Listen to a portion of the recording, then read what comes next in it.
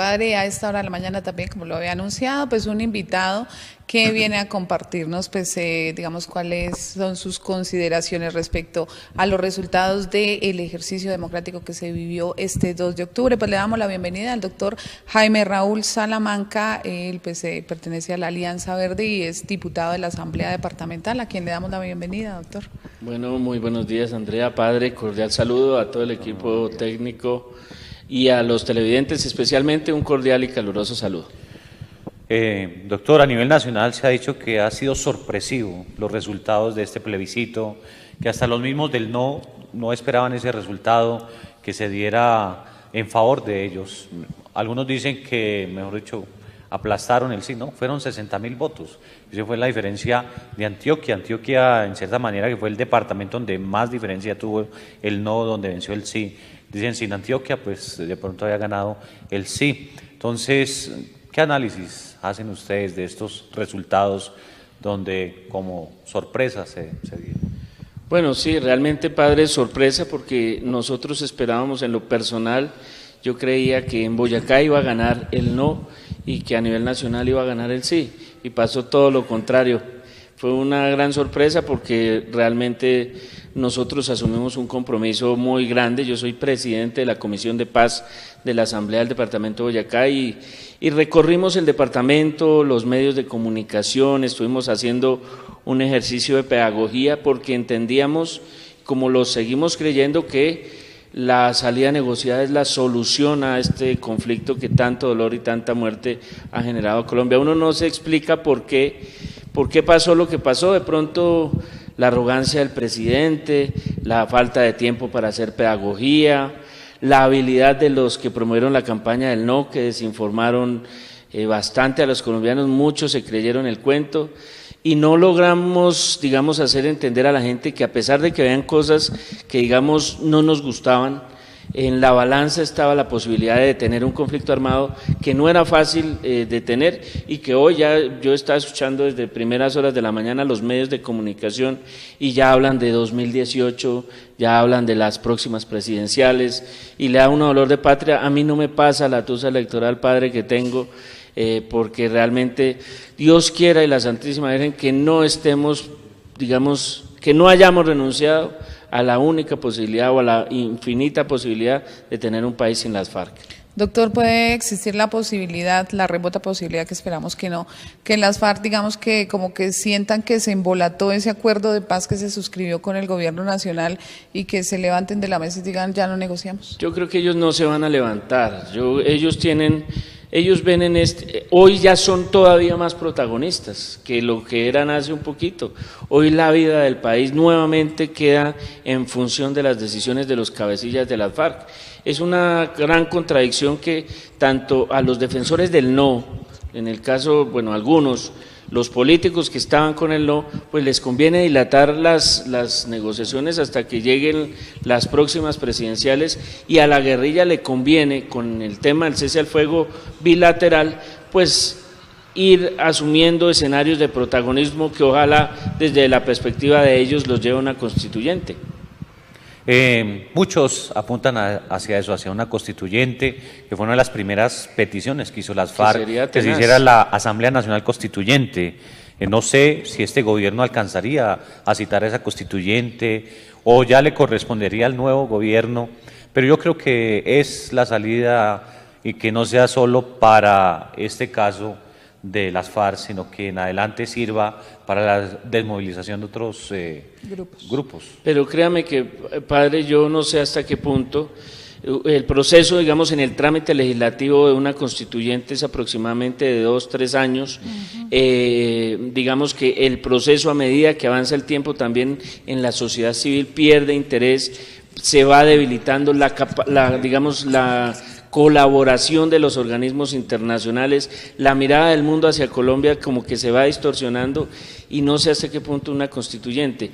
Mire que uno de los argumentos de mucha gente que votó por el no, que son muy respetables, yo creo que, empezando que no todos los que votaron por el no son uribistas, ¿sí, padre? Y otro, también creo que en muchos de los que digamos, votaron por el no tenían unas razones de peso, pues que de su decisión dijeron, no, yo no me trago esos sapos, yo voto por el no. Uno de esos, digamos, de esos temas era que no podíamos negociar con las FARC la institucionalidad de Colombia, es decir, todas las normas, la Constitución, etcétera, y darle pie a una constituyente sería un gran riesgo para la democracia colombiana, porque usted entra a una constituyente, padre, se conforma y uno no sabe de ahí qué sale, ¿sí? Y yo creo que la Constitución del 91 es una Constitución que es una Constitución buena, garantista, de derechos, progresista, y que lo que tenemos que hacer es hacerla cumplir y digamos que el pueblo colombiano entienda que los derechos de todos los ciudadanos y sobre todo el derecho a la vida es un derecho fundamental. Doctor, escuchábamos algunas declaraciones de este vocero de las FARC, de Timochenko, y decía, se suscribieron unos acuerdos, se firmaron, y pues simplemente digamos que el plebiscito era un mecanismo de refrendación, pero se ve a nivel político, más no jurídico, y pues con este principio del pacta sunt servanda, los pactos y los contratos son para cumplirse. ¿Cómo estaría Colombia, digamos, con esa firma de esos acuerdos? Además que se firman ante un público, ¿cómo manejarían esa situación o qué va a pasar con eso? Yo me leí las 297 páginas del acuerdo y en el texto del acuerdo se prevé que el mecanismo de la refrendación es un requisito sin el cual no entran en vigencia, digamos, los puntos a nivel nacional e internacional, digamos, para las garantías y lo que se radicó en la comunidad internacional. Es decir, que no tendría ninguna razón, pues, de ser las afirmaciones de Timochenko en ese sentido, porque el pueblo colombiano le dijo que no, así hubiese sido una minoría, así la mayoría se haya abstenido de participar, porque fue una tremenda abstención. Los acuerdos no se refrendaron y por tanto no tienen vigencia legal. Él está, es lo que te digo, fortaleciéndose, creciendo, haciéndose el difícil para entrar a negociar, a ver si puede. Desde la lógica de ellos, para ellos es una oportunidad de ganar más. Yo recuerdo también declaraciones de varios líderes de la guerrilla que estaban inconformes con lo que se logró, ¿sí? Ellos tenían mayores pretensiones de las que estaban en los acuerdos.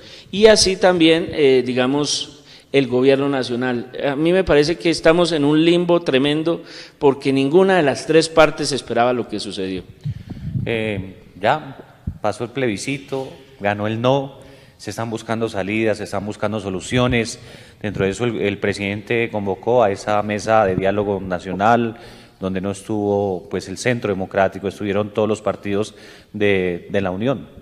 Y pues ahora se han nombrado delegados por parte del gobierno, 3 delegados, por parte del Centro Democrático, 3 delegados. Ya se han comenzado a hacer las críticas sobre esos delegados.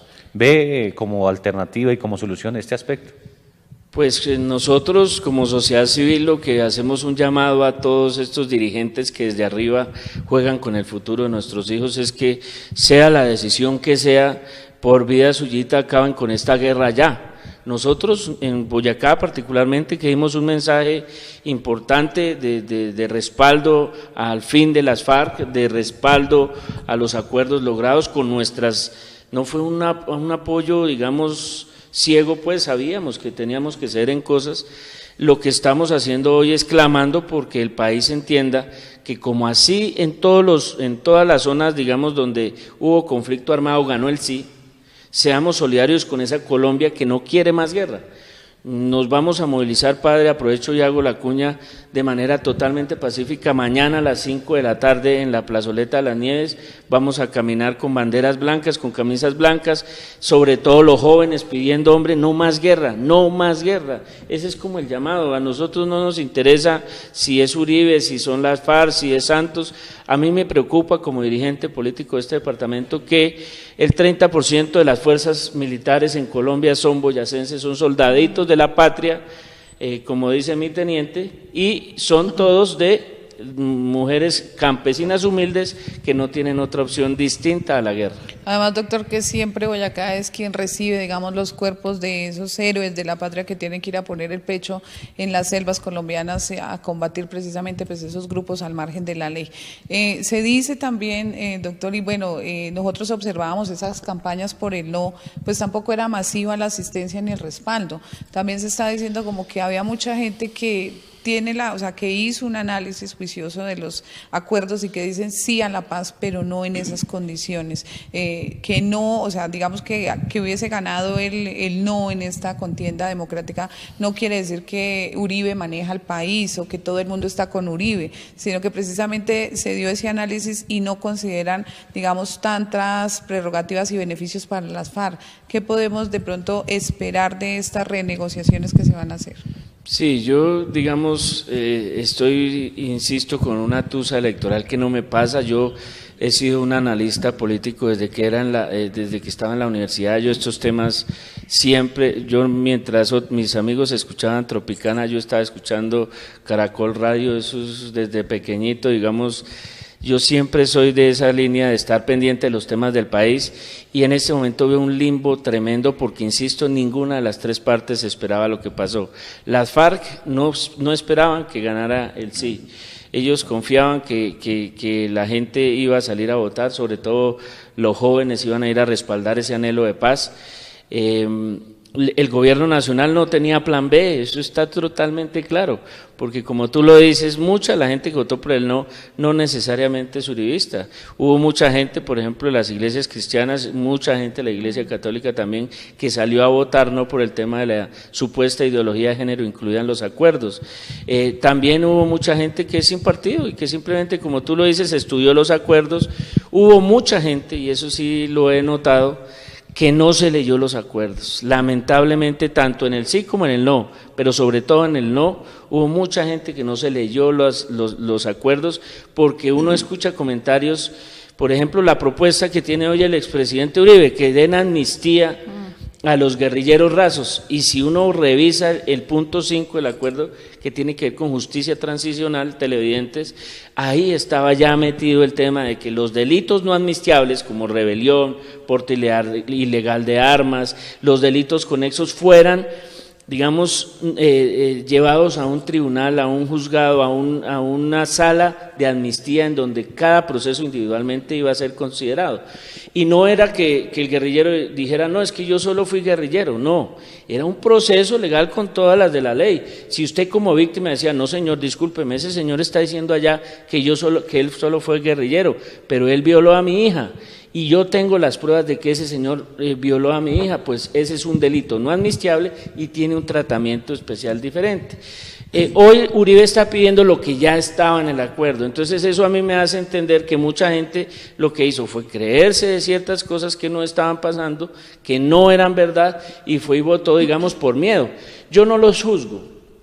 Yo créame que yo entiendo que mucha gente haya votado no, porque en primer lugar se sentaban dos partes, padre, a las cuales, digamos, seamos sinceros, la sociedad colombiana no es que quiera mucho. Las FARC, 50 años causándole dolor, tristeza, muerte a nuestra gente, pues ¿quién quiere a las FARC? Digamos, yo cuando decían que Timochenko iba a ser presidente, yo le preguntaba a la gente, pero ¿su merced va a votar por Timochenko? Y decían, no señor, ¿y entonces con qué votos Timochenko va a ser presidente? Y el otro actor, Santos, que en los paros nos dio bien duro y que en Boyacá, Santos, nadie lo quiere. Nadie lo quiere. El gobernador decía en una declaración que nos dio la semana pasada, y es algo tan sencillo como siéntese antes del plebiscito, siéntese en familia y pregúntele a los miembros de su familia quién va a votar por Timochenko, para ver si sí lo van a elegir o no. Eso es una locura. Este país lamentablemente está en nuestra ideología, y yo invito sobre todo a los jóvenes que ven este programa, que yo sé que son muchos, estos estudiantes universitarios que sacan un tiempo para ver este programa, decirles, es que nosotros tenemos una responsabilidad con cambiar ese tipo de cosas. ¿Por qué vende más el miedo que la esperanza? ¿Por qué en Boyacá no nos atrevemos y no nos arriesgamos a vivir cosas? Digamos, yo decía, una de mis frases era, es que es mejor una paz incierta que una guerra cierta, porque la guerra no deja sino muerte, dolor, heridas, es tremendo. Uno ve a esas familias, yo soy muy trochero y yo veo mucha gente en el campo que ha sufrido el dolor de la guerra y que lamentablemente ve cómo despedir a un hijo con la incertidumbre de no saber si vuelve o no, pues se ha vuelto pan de cada día, porque en el campo nuestros jóvenes no tienen oportunidades distintas a irse a prestar a un servicio militar. Bueno, tenemos llamadita a esta hora de la mañana. Muy buenos días. Buenos días, ¿cómo estás?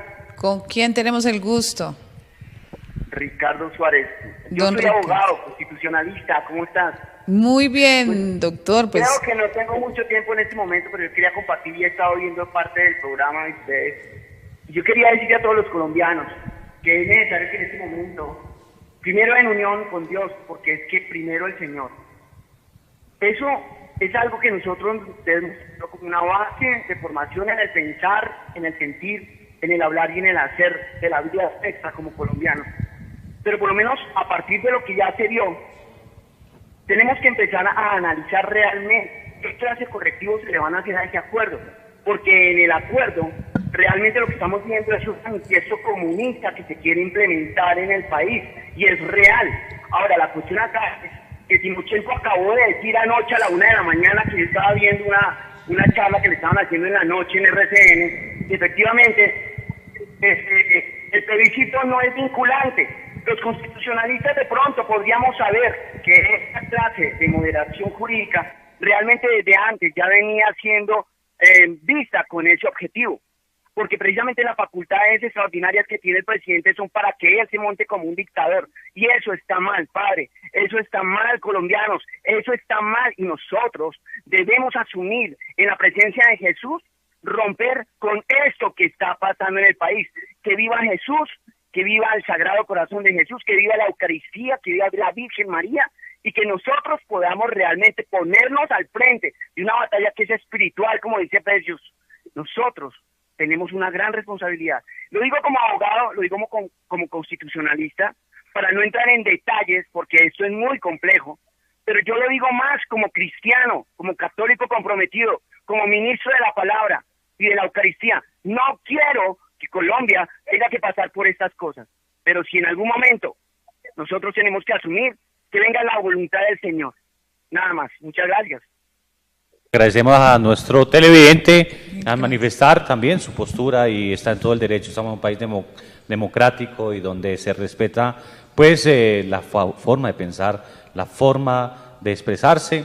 No olvidemos que una de las líneas actuales en ética se habla de la famosa ética del consenso, del diálogo, del acuerdo, que tenemos que aprender a convivir con los que piensan distinto, creen distinto, y pues eso no puede convertirse en un obstáculo. Entonces sí, hay que revisar nuestra actuación ética y después, claro, analizar todo lo que las consecuencias que tiene eso. ¿Alguna palabra? Me acuerdo del libro de Adela Cortina, que ahí marca muchísimo esa invitación al consenso. Eso es lo que tenemos que lograr en nuestro país.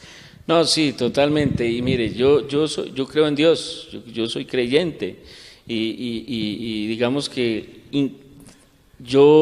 uno de mis principales, digamos, razones para inclinarme a apoyar este proceso y, digamos, movilizarme como me movilicé, pues fue precisamente seguir mis convicciones de fe, esas convicciones que me mueven al perdón, a la reconciliación, al defender la vida como un don de Dios, al defender, digamos, la esperanza, la paz como un valor de cristiano, de católico, de hijo de Dios. Yo no mezclo religión y política, no la mezclo, porque me parece que yo le entendí la línea a la Biblia, en donde el mismo Jesucristo dijo a Dios lo que es de Dios y al César lo que es del César, y yo brego a no meter, pero esta intervención del televidente me da para reflexionar un tema, digamos, que yo he estado pensando, porque pues yo también soy creyente y voy a misa y todo el cuento, y creo que para nosotros esos valores son valores supremos.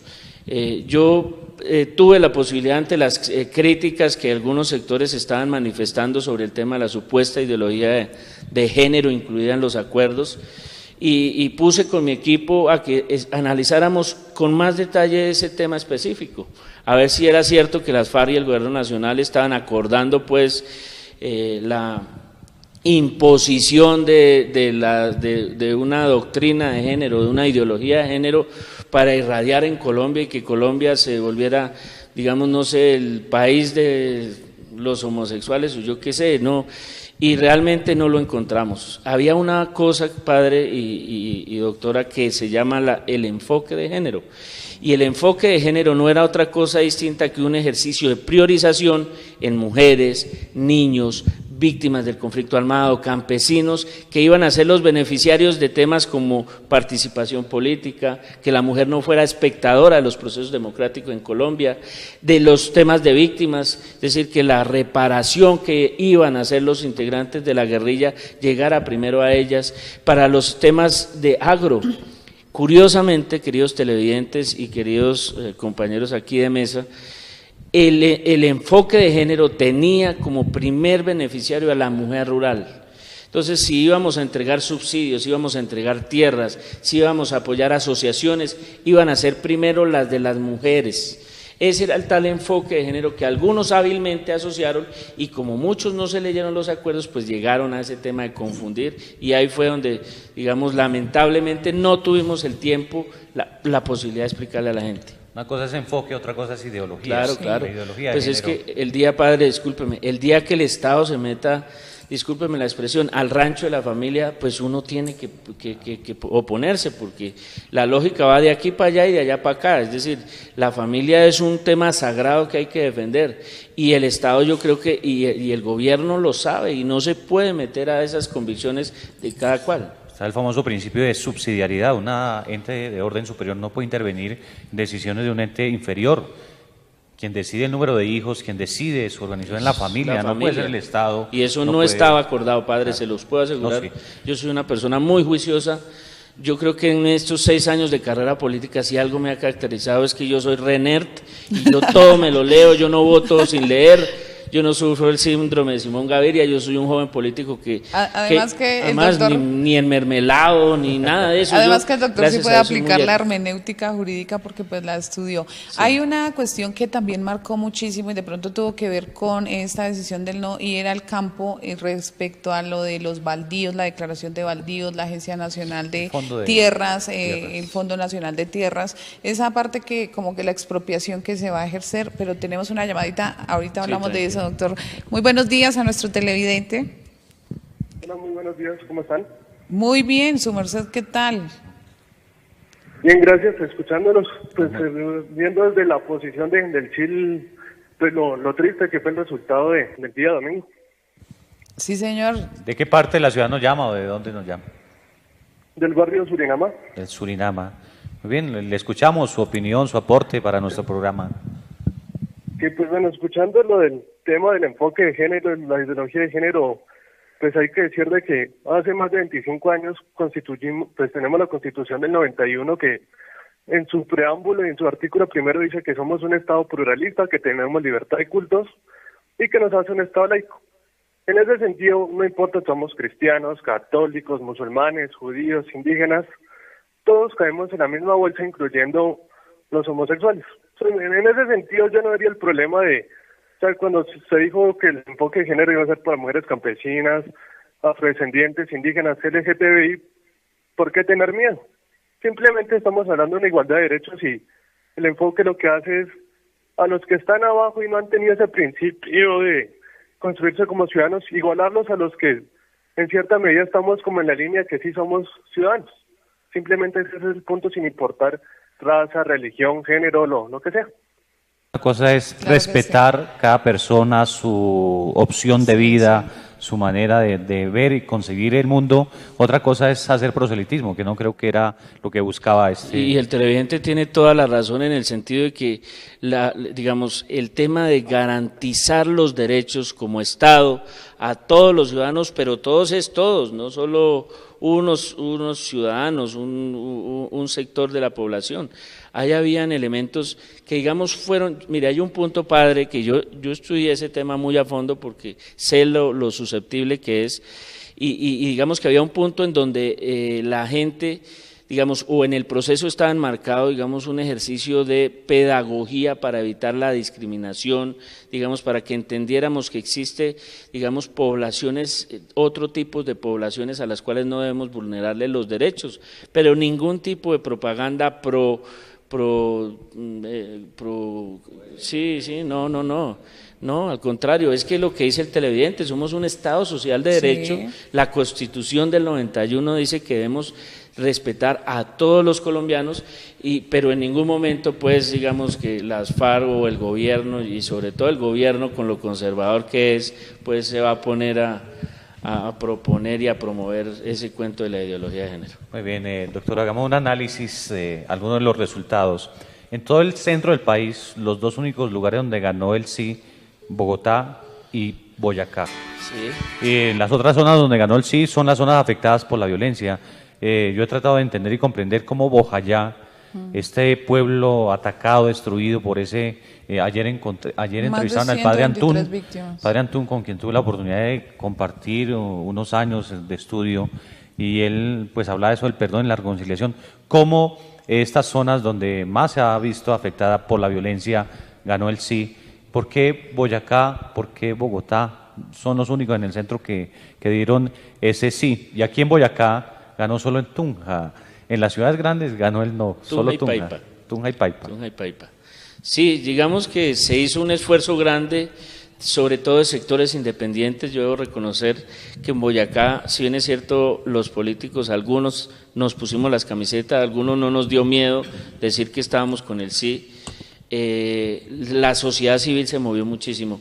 Yo visité varios municipios en donde profesores, en donde jóvenes, estudiantes de las universidades se fueron a hacer pedagogía, y la clave del éxito en Boyacá fue que pudimos, los medios de comunicación, yo le he hecho mucha culpa a los medios de comunicación, padre, ustedes abrieron muchos escenarios para debatir los temas, y la gente no crea, ve la televisión y la gente escucha la radio, y ustedes generaron opinión en torno a los debates. Yo tuve alrededor de 5 debates donde en un lado estaba el suscrito y en el otro lado estaban los del no, y siempre con respeto.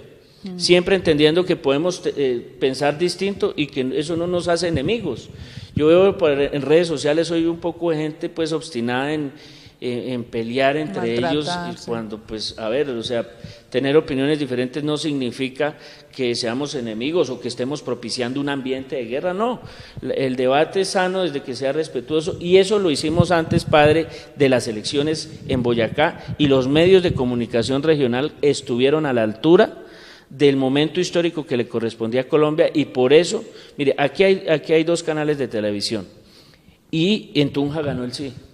De ahí la importancia de estos medios en la formación de opinión, porque cuando uno le envían un mensaje al celular por WhatsApp, pues uno le envían tantas cosas, no hay la posibilidad de controvertir, de decir, mire su merced, yo me leí los acuerdos, en la página tal, dice que tal cosa.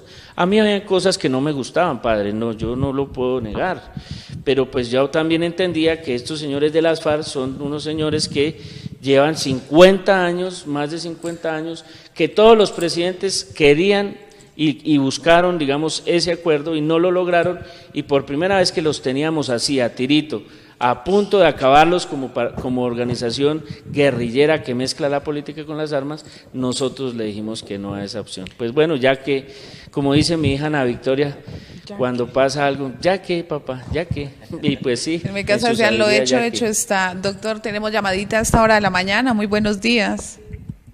Buenos días. ¿Con quién tenemos el gusto? Sí, es de Motivar. ¿De qué parte de la ciudad nos llama, Jorge? Aló, sí. Muy buenos días. ¿De qué parte nos llama? Buenos días, padre.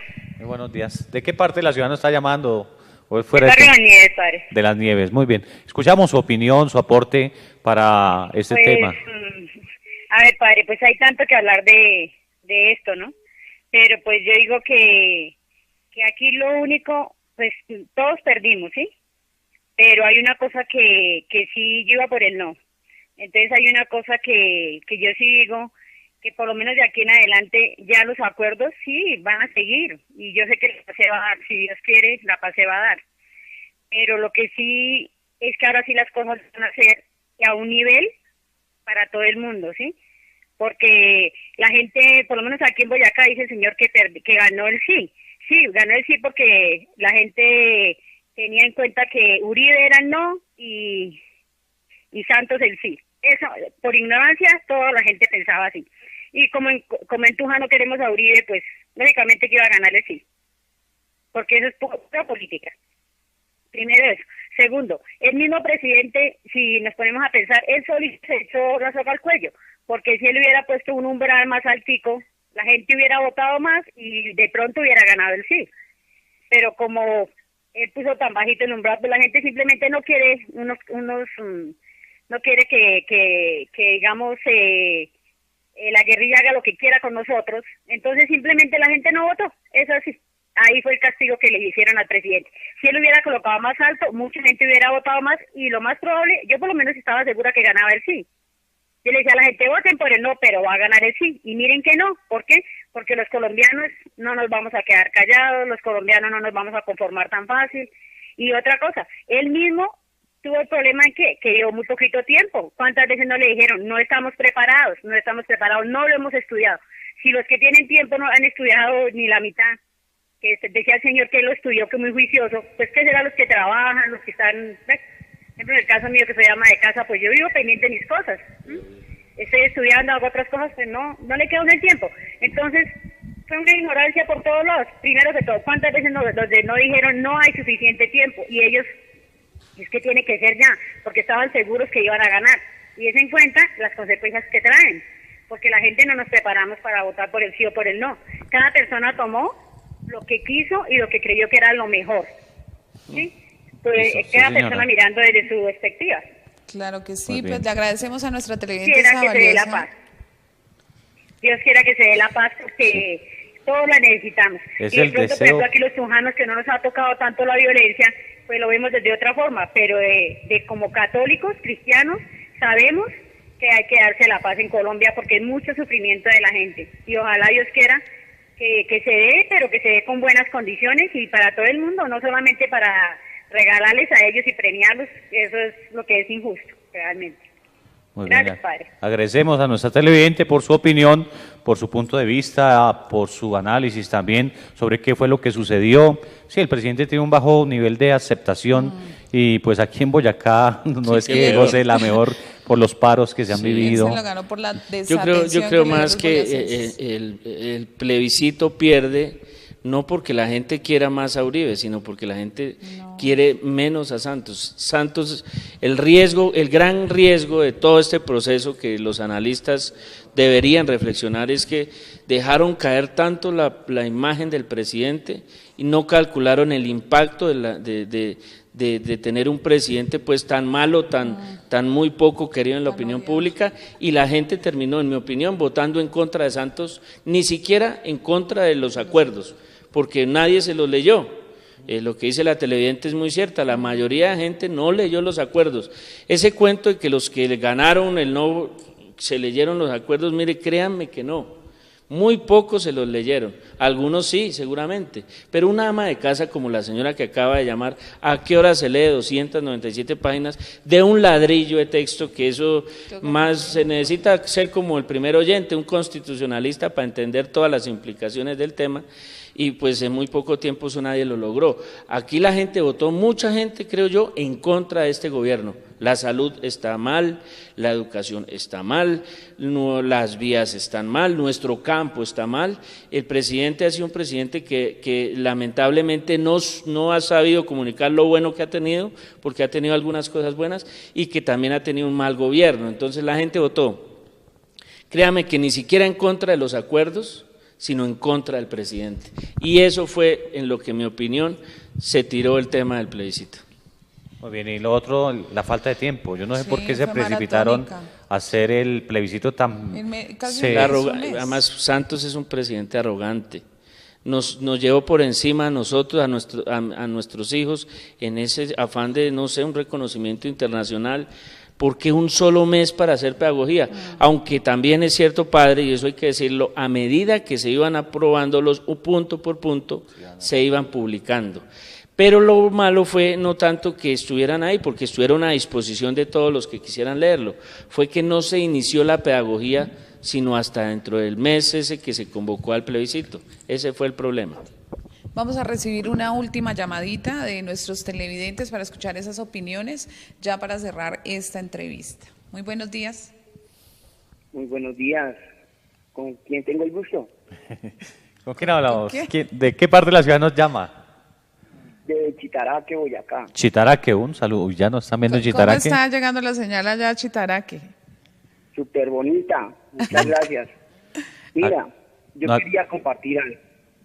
El ah. doctor dice que realmente muchos no leyeron los acuerdos y en eso él tiene razón.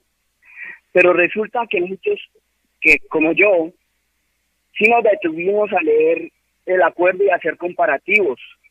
No voy a decir qué estudio ni qué me preparo, pero hay un análisis detrás de todo esto. La primera, hablar del enfoque de género tenía que ver precisamente con la imposición de la ideología para implementar todo lo acordado del punto 2 del presente acuerdo para garantizar que el LGTBI se pudiera implementar como un diseño y adopción de medidas afirmativas necesarias para fortalecer la participación y liderazgo de la mujer, pero también de los grupos que ellos están indicando, porque Colombia Diversa terminó diciendo que el 10% de las FARC eran gays, que eran homosexuales, y que por eso había que mirar porque el estadístico era alto y que había que darles opción. Eso por un lado. La otra cuestión, desde un comienzo, en el acuerdo general, las personas no saben qué es plenipotenciario, y aquí se les reconoció algo que está en el protocolo número 2 de la Convención de Ginebra, donde eso era entre un conflicto armado de guerra exterior, y resulta que lo hicieron para aplicarlo a un conflicto armado de guerra interior, y resulta que los únicos beneficiarios del tema de la reforma rural integral son las FARC, porque eso está a partir de la ley 1448 y hay que entrar a analizarla. Y nadie se ha puesto en el plan de analizar desde cuándo se le están dando prebendas casi 4 años antes de toda la formación del acuerdo. Ahora, si nosotros profundizamos el tema de la reforma política con la que quieren entrar, es como incongruente que digan que se van a dar unas zonas veredales de normalización, transitorias de normalización, y que también van a hacer también circunscripciones especiales. Mire, yo les voy a confirmar algo y con eso voy a cerrar. Allá no serían 10 curules realmente a dedo, serían más o menos unas 42 curules a futuro, porque es que falta el punto 3.3 y el punto 6.4 como un cheque en blanco en ese acuerdo, y nadie ha hablado tampoco sobre eso.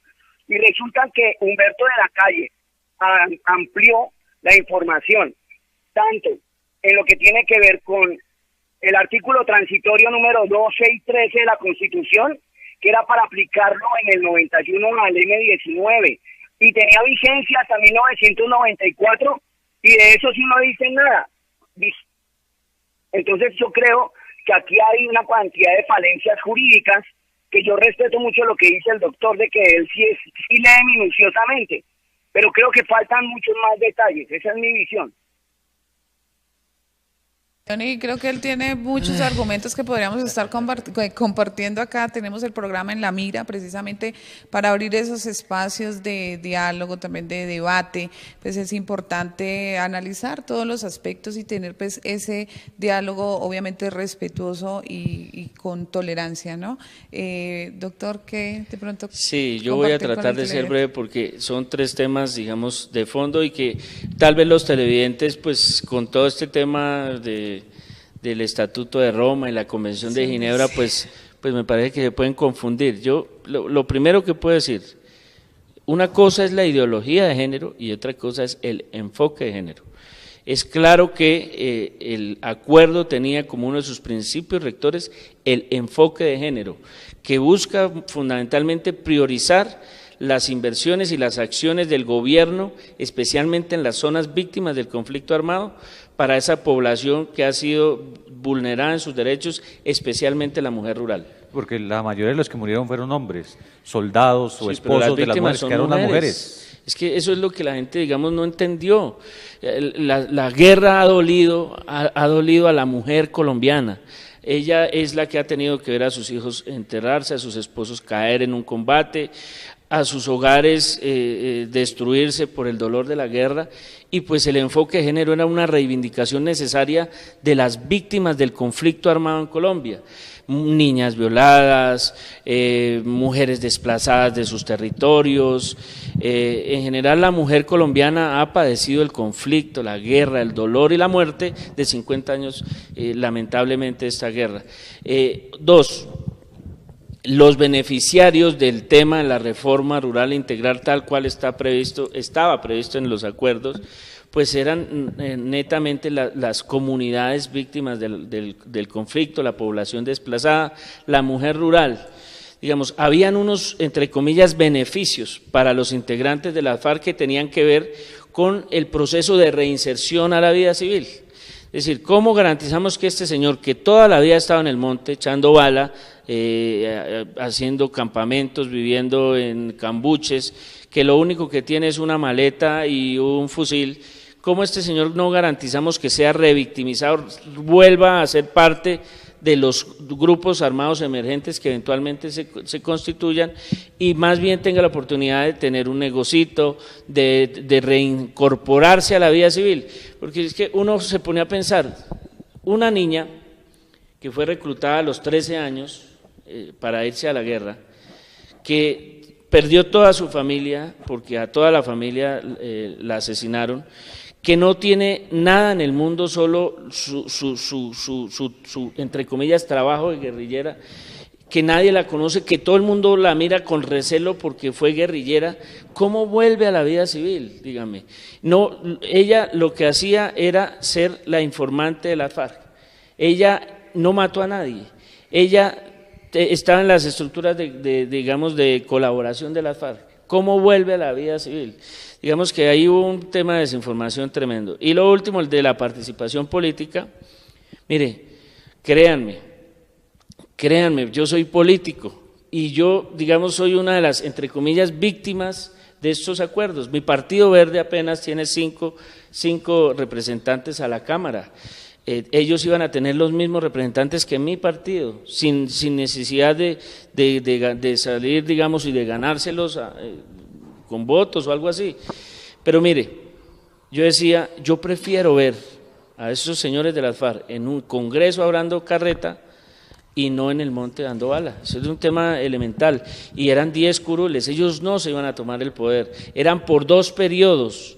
Si en 2 periodos la gente decía, yo a estos señores no, yo los perdono, pero no olvido lo que hicieron y nunca les voto, se acaban las FARC, no solo como grupo armado guerrillero, que hoy ya debería ser el segundo día de que ellos deberían estar entregando las armas y desmovilizándose, sino como grupo político. Es que se habla de jurisdicciones especiales, sí, y todos dicen que esas son para los guerrilleros, que es distinto. La jurisdicción especial, digamos, es un concepto que se diseñó como el mecanismo alternativo para solucionar un inconveniente crucial del tema. Pero sería ¿Cuál como, es? o sea, sería la jurisdicción Mira, especial es como, o sea, lo que se va a aplicar en justicia transicional, claro, pero no, o sea, la gente está entendiendo como esa jurisdicción especial es como si ellos fueran a ser no, municipios o zonas diferentes a todo el país. Hay unas zonas, las jurisdicciones especiales que el padre habla, que son unas zonas víctimas del conflicto, 16 zonas que van a tener una vocería. Y a mí alguien me decía, pero es que es muy probable que en esas zonas víctimas del conflicto esos parlamentarios sean de gente amiga de las FARC. Y yo le decía, pero su merced, en San Vicente del Caguán, que es una de las zonas de una jurisdicción especial que tendría representación en el Congreso, el alcalde es del Centro Democrático. Es decir, esa lógica no tenía ningún, digamos, asidero, pero bueno, ya que ya pasó, ya nos toca, padres, mirar hacia adelante. Yo creo que el llamado nuestro como dirigentes y a todos los ciudadanos es a que no podemos silenciarnos del tema, apartarnos del tema. El peor error que podemos hacer nosotros es decir, no, pues mañana juega la Selección Colombia y ya eso ya pasó. No, Dios mío, son 50 años de guerra, por Dios, ¿cuánta gente? 8 millones de víctimas, 220.000 muertos, muchos de ellos campesinos boyacenses. Hay que parar esta guerra de una vez por todas y debemos movernos en el sentido de que, sea la solución que sea, debemos detener esta guerra ya. Muy bien, agradecemos al doctor Jaime Raúl Salamanca, diputado de nuestro departamento, líder también en esta campaña del sí, y pues su análisis sobre los resultados que se han vivido en nuestro país y en nuestro departamento. Y las puertas siguen abiertas para todos ustedes, queridos amigos, que quieran expresar también su opinión, su punto de vista. Nosotros también, como canal que es católico, pero es un canal donde también se escucha la voz de aquellos que no tienen voz, de aquellos que de pronto quieren expresar su sentimiento. Por eso, así como lo hicimos antes, aquí estuvieron del sí, del no, y nosotros decíamos lo que nos dijo la Iglesia, votar en conciencia, pues en conciencia también damos la cabida a todos. Doctor, muchas gracias. Sí, muchas gracias, padre, muchas gracias, Andrea, muchas gracias a los televidentes. Aceptamos la derrota con tristeza, yo tengo una tristeza que no se me pasa, yo nunca, digamos, lo hice de convicción, ha sido una de las campañas más bonitas, se los aseguro, porque estaba hablando de una expectativa, de una esperanza. Hay que seguir y sobre todo hacerle el llamado al pueblo boyacense de que la verdadera paz se construye desde adentro, desde el corazón, desde entender que desde las diferencias podemos construir, que pensar distinto no es pelear, que pelear es no escuchar, no oír al otro, y yo creo que debemos darnos esa posibilidad de poder construir un mejor país, una mejor sociedad. Los invito, televidentes, si se me permite nuevamente la cuña, nosotros nos vamos a estar movilizando pacíficamente, haciendo un llamado para que no se enfríen los ánimos de la paz y que esto no se dilate, que nuestros dirigentes se pongan la mano en el corazón y que dejen de lado la ambición de poder y que entiendan que Colombia no se aguanta un día más de guerra. Cada día que pasa es un día de dolor, de desesperanza y que pues va en detrimento de los derechos de las próximas generaciones. Gracias por la invitación y Dios bendiga a todo nuestro departamento de Boyacá y a toda Colombia. Bueno, pues